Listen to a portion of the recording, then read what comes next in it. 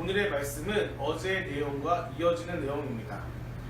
예레미야는 하나님이 주신 말씀, 그 예언을 사람들 앞에서 당당히 그리고 조금도 가감 없이 그대로 선포하였습니다. 그런데 하나님의 사명을 온전히 감당한 예레미야에게 찾아온 것은 하나님의 은혜와 사람들의 칭송 그리고 영광이 아니라 오히려 사람들로부터 인한 핍박과 고난, 그로 인하여 경험하게 된 그 좌절과 실망이었습니다. 특별히 어제는 외부로부터의 그 고난과 예레미야의 그 자기 자신의 갈등을 적고 있는 내용이라면, 오늘 기록되어 있는 내용은 하나님의 사명을 온전히 감당한 예레미야가 그 속에서 스스로 부대끼는 내용입니다.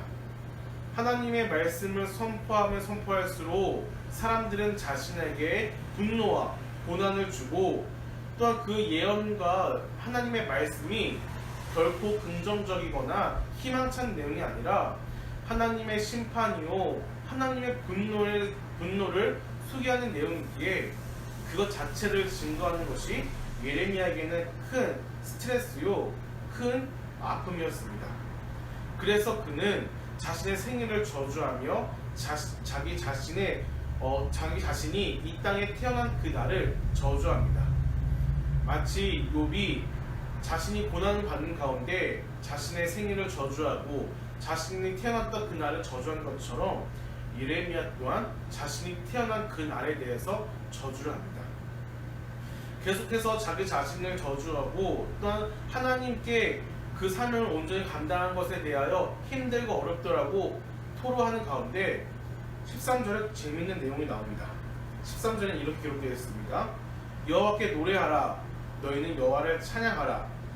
가난한 자의 생명을 행악자의 손에서 구원하셨음이니라 라고 기록하고 있습니다. 외부로부터의 고난이 찾아옵니다. 내부로부터 내적 갈등이 시작되어 안팎으로 예레미야는 굉장히 힘든 시기를 보내고 있었습니다. 그런데 그런 와중 가운데 예레미야는 스스로 이렇게 고백합니다. 여호와께 노래하라. 여호와를 찬양하라 라고 고백합니다. 여러분들은 언제 찬양을 부르십니까? 보통 우리들은 기쁘고 즐겁고 감사한 내용들이 있으면 하나님을 찬양합니다. 반대로 힘들고 어렵고 혹은 자기가 견디기 힘든 일들이 찾아오면 하나님께 기도를 하지요. 여러분들은 어떠십니까? 기쁘고 즐거울 때 찬양하십니까? 아니면 힘들고 어려울 때 찬양하십니까?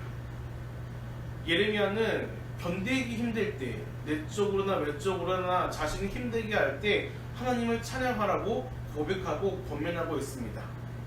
사실 우리는 힘들고 어려울 때 더욱더 하나님을 찬양해야 합니다.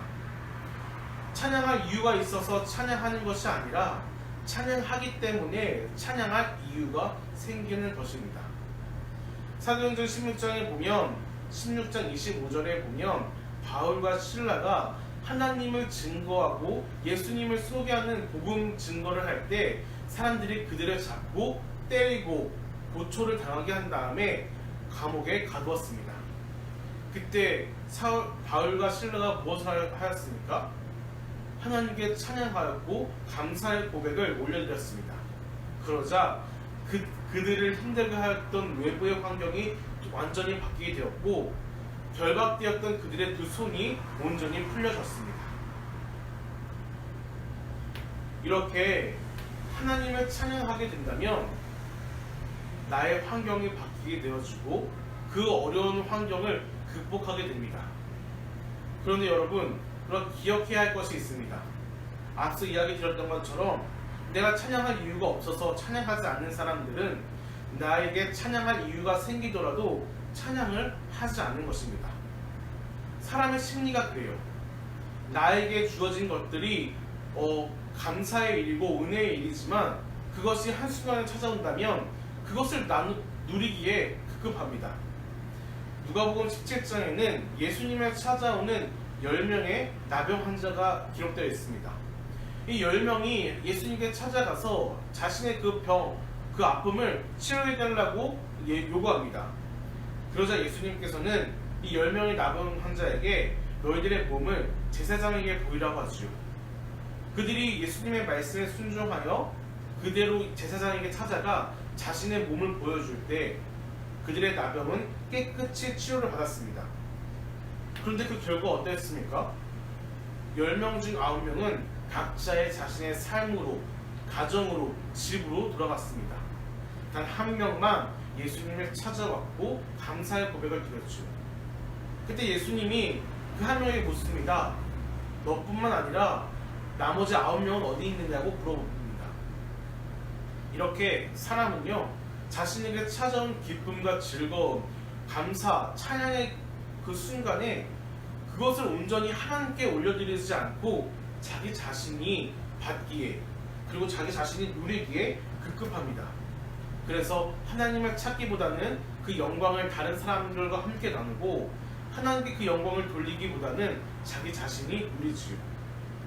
이렇게 찬양할 이유가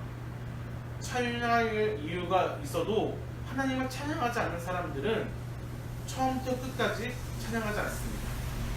하지만 예레미야처럼 힘들고 어려울 때 하나님을 찬양하고 하나님께 영광 돌릴 때 기쁘고 즐거운 일, 진짜로 하나님을 찬양할 순간에 찾아올 때 우리는 하나님을 찬양할 수 있는 것입니다. 저는 이 예레미야를 통하여 그런 삶을 살았으면 좋겠습니다. 찬양할 이유가 있을 때만 찬양하는 우리가 아니라 예배할 이유가 있을 때만 예배하고 하나님을 찾아야 될 이유가 있을 때만 하나님을 찾는 것이 아니라 아무 이유 없이 하나님을 찬양할 이유도 없고요, 예배할 이유도 없고요, 하나님을 부르짖을 이유가 없을 때에도 하나님을 찬양하며 하나님을 예배하며 하나님을 찾는 저와 여러분이 되었으면 좋겠습니다. 아무 이유 없이 찬양할 때, 아무 이유 없이 감사를 올릴 때 바로 그때 우리에게 찬양의 이유가 생기고 감사의 이유가 생깁니다. 사랑하는 여러분, 오늘 하루도 하나님을 찬양하는 하루가 되었으면 좋겠습니다. 하나님께 영광을 돌리는 하루가 되었으면 좋겠습니다. 내 환경에 구애받지 않고 내 상황과 내 환경을 극복하여 하나님께 영광 돌리고 찬양할 줄 아는 저와 여러분 되기를 간절히 소망합니다. 우리 말씀을 기억하면서 함께 기도했으면 좋겠습니다. 우리 이렇게 기도합시다.